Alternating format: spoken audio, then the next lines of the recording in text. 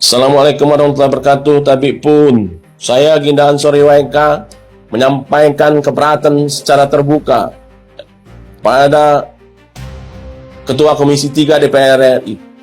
Ini persoalan ini terjadi di Lampung, Pak. Proses penegakan hukum yang menurut saya kemudian perlu kita luruskan.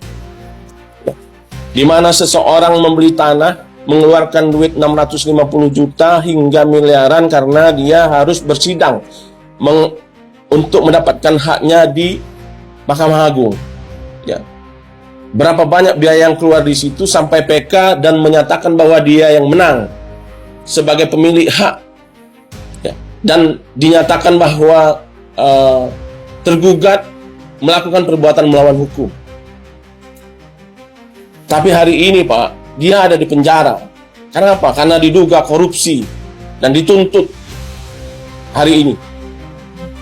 Sementara dia adalah sebagai pembeli yang beretikat baik. Karena ini sudah dibuktikan oleh pengadilan. Bukan hanya di pengadilan negeri ini sampai PK bahwa dia yang punya hak. Itu satu. Yang kedua, mantan kepala BPN 2008, Pak Lukman namanya, dia hari ini juga ikut ditahan karena menerbitkan sertifikat sebagaimana tupoksinya. Soal anak buahnya nggak bekerja di bawah, itu bukan soal dia, karena dia sudah terbitkan surat keputusan untuk melakukan pengukuran dan lain sebagainya. Tapi anaknya nggak bekerja, itu bukan tanggung jawab dia secara pribadi. Ini kan administratif, Pak. Kenapa? Karena ada 2 SHM yang tumpang tindih. Bukankah kita tahu bahwa SHM yang tumpang tindih itu ada 2 hal yang bisa dilakukan. Yang pertama adalah bagaimana caranya BPN untuk membatalkan itu sebelum 5 tahun. Kalau sudah tidak lagi kemudian 5 tahun, maka itu harus melalui pengadilan. Dan pengadilan clear hari ini, Pak. Dimenangkan oleh pembeli tanah. Karena apa? Karena pengadilan menghormati hak pembeli sebagai beretikat baik. Tapi dia dibawa hari ini menjadi pesakitan hukum yang sebentar lagi akan dilakukan penuntutan terhadap mereka. Apa begini hukum di Indonesia? Yang kita pelajari selama puluhan tahun. Saya pikir meskipun hukum ini peninggalan company, peninggalan penjajah, tapi dia tidak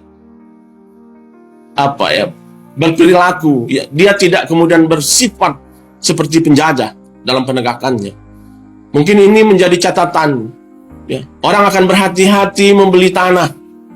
Dia sudah keluar duit, dia sudah dikuatkan oleh putusan Mahkamah Agung bahwa dia yang punya, dia juga dipenjara hari ini.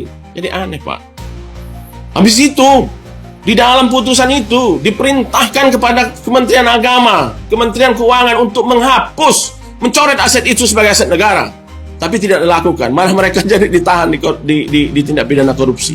Ini mohon menjadi perhatian, Pak, karena ini menarik dan nggak bisa kami cerna dengan akal pikir. Itulah. Orang membeli terus kemudian sekarang ditahan menjadi pesakitan. Zolim negara ini. Terima kasih.